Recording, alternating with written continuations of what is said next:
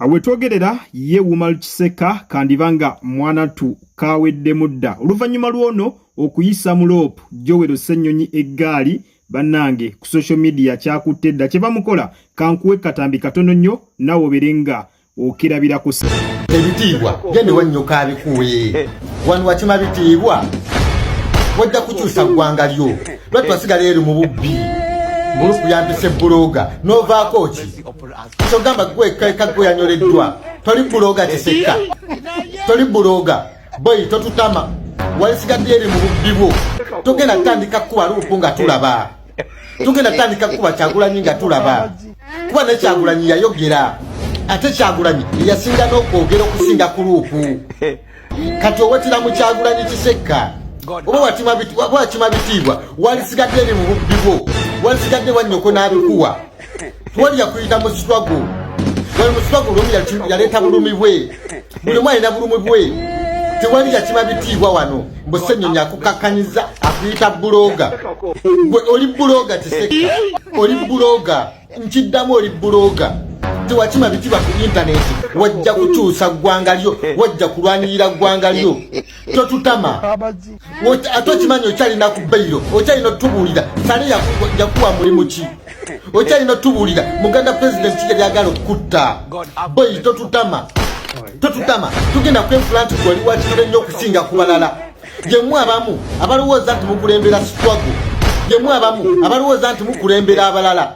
yemwe pulezidenti beyayogeddeko abalowooza nti mukulembera abatunzi ba kasooli abatunzi ba muwogo abasombi b'amazzi yemwe pulezidenti beyayogeddeko abefuna nti mwogerera abalala boyi totutama oli buloga togenda tandika kuba Joel Ssenyonyi okuba ne pulezidenti kuba bonna bayogera Kiseka toli wa kitalo nga gwe wolowooza mubakuwa ebitiibwa wakima bitiibwa ku intaneti gende wannyoka akuwa ekitiibwa walisigadde eri mu bubbi bwe kansanga giwabbiranga ne bakwokya ebipiira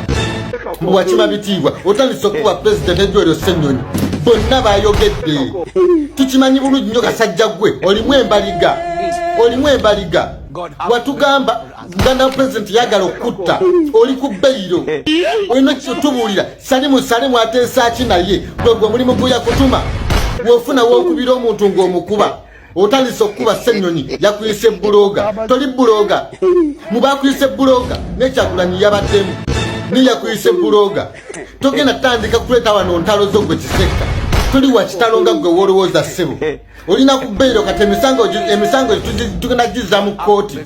otunnyonnyole mulimu mukigo wakima okukakkanya abakulembeze mulimu kigo wakima otandika okutabangula ekibiina kya Nuupu wenonyize nnyo si by'emitafu bakuyise buloga gweka gwali ku intaneti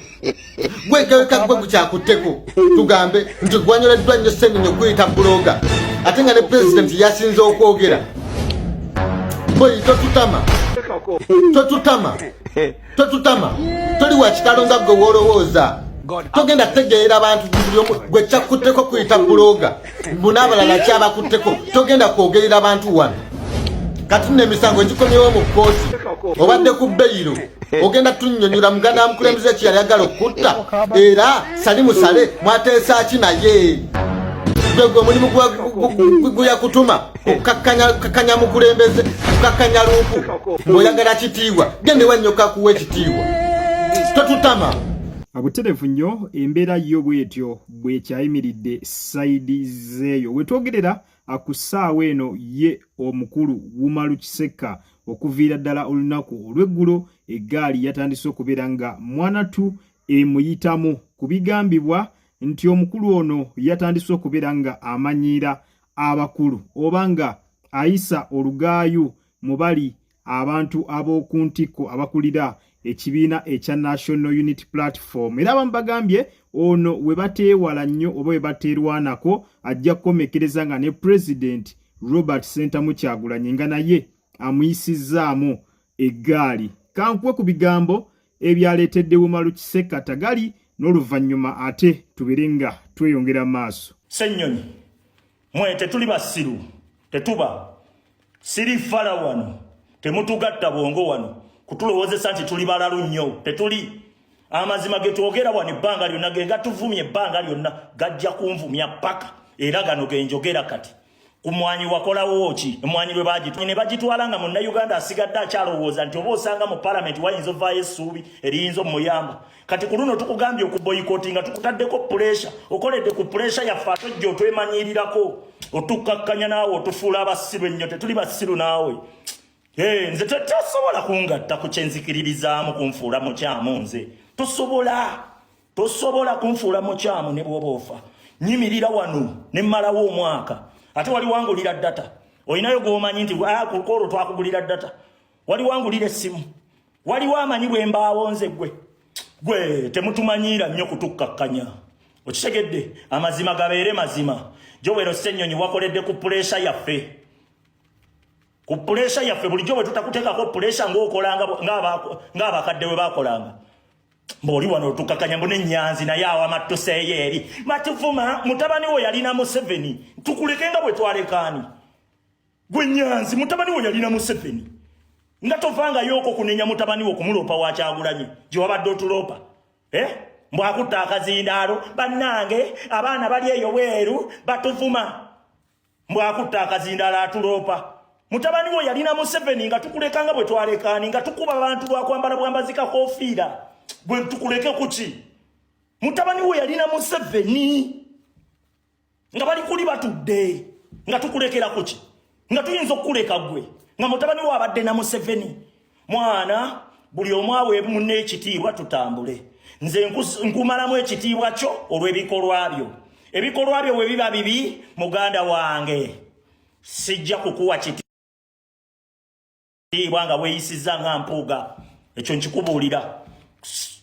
sijja kuwa kitiibwa abuterevu nnyo embeera yo bwetyo bwekyali saidi zeeyo yonno ye mukulu Wumalu Kiseka mu bigambo bye kansuubire osobodde okubeera nga mwanattu omwewulirirako kakati nno etteeka erya UPDF Amendment Act nga tennaba kubeera nga liyisibwa omukulu ono yavaayo n'ayisa mu loopu Joel Ssenyonyi eggaali kwegamba kuguno omulundi okumuyisaamu eggaali si gwe gusoose waliwo gwe yasooka okubeera nga amuyisaamu eggaali ng'amuvunaana ki ng'amugamba nti bakola nsobi nnyo okutuula mu paalamenti egenda okuyisa etteeka erigenda okunyigiriza bannansi tibandibadde alisiti babiboyikootinga ne batambula ne bava mu paalamenti kakati era yamuyisaamu nnyo eggaali okusinziira ku butambi nga bwe mwabulaba yamuyisaamu nnyo eggaali yamuvuma nnyo era ku lunaku etteeka eryo luliyisibwa omukulu Lope Joel Ssenyonyi yagenda maaso n'abeera nga paalamenti bagifulumamu ne babiboyikootinga nga Wumalu Kiseka bwe yalagira oba bwe yagamba oba bwe yateesa kaakati eyo embeera yonna ye yaleese obuzibu essaawa eno omukulu Wumalu Kiseka ali mugenda maaso n'okubeera nga ategeeza nti Lope ekyo ekintu yakikola ng'asinziira ku ngeri Wumalu Kiseka gye yamuyisaamu eggaali era mbu singa taba kubeera Wumalu Kiseka singa Lope teyafuluma oba teyaboyikootinga n'ava mu paalamenti ku lunaku olwo kati gwe nkusaba nawe ogende mu comment section obeere nga bw'otyo otuwa endowooza yo ku nsonga zino eziri mu kubeera nga zigenda mu maaso naye nga abasinga bo bagamba ekyamazima ye Wumalu Kiseka atandise okubeera nga amera atandise okubeera nga yeetwalira ku level gy'atali nga bagamba nti ne wetwogerera kati alabika yeetwala nga yalina sse esembayo ku kikwatagana ku kibiina ekya National Unity Platform genda mu comment section naawe obeere nga bw'otyo ompa endowooza yo ate bo abasinga bagamba nti singa Wumalu Kiseka ono takomezebwa oba singa tebalwana nnyo kulaba nga Wumalu Kiseka ono akendeeza ku ngeri gy'ayogeramu yandikomekereza ng'alumbye n'omukulu mwennyini Kabwejumbira Robert Sentamu Kyagulanyi abala ne bagamba yessaawa kino Wumalu Kiseka kyakola kibeere nga mwanattu kikomezebwa mu nnambiro era okuva olunaku olw'eggulo eggaali kye bali mu kukola Wumalu Kiseka social media eri mu kubeera nga bwetyo emukomerera ng'emugamba musajja gwe wandibanga ekituufu walya dda naye nga tetunaba kutegeera butegeezi nti walya naye nga mbya ddala wandibanga walya dda nga n'ekikwogeza ebyo byonna byonna olimbega ekibiina weekwekamu kyekweke ne weefuula atulwanirira ne weefuula atwogerera kumbe olina bibyo birala by'oyisaawo abalala bo bategeezezza nti singa omukulu ono takomezebwa mu nnambiro kyandikomekerezanga mwanattu atuuse nga takyafugika era ekinaavaamu ajja beera ng'olugaayu oba eggaali ng'agiyisa mu kulembeze yennyini Robert Ssentamu Kyagulanyi. Genda mu comment section obeere nga ompa endowooza yo. Oli ttiimu Wumalu Kiseka oba oli ttiimu Joel Ssenyonyi? Tuwe endowooza yo. Waliwo abasayidinga naye abagamba nti ddala ekituufu kyayogera ge mazima, ate abasinga obungi bagamba ddala